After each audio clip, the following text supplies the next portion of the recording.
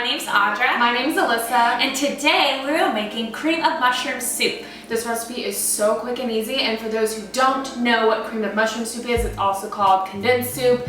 You'll know it as like cream of celery, cream of chicken, and cream of mushroom.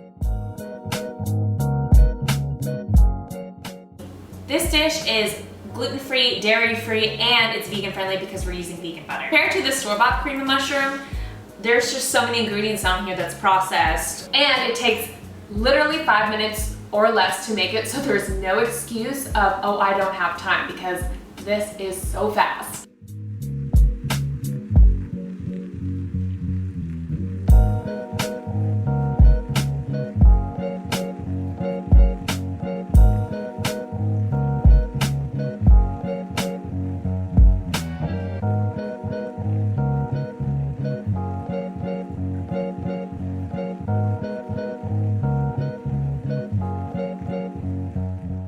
Cream of mushroom or cream of whatever was probably found in every casserole you ever ate growing up. Yeah, our mom used it consistently. In everything.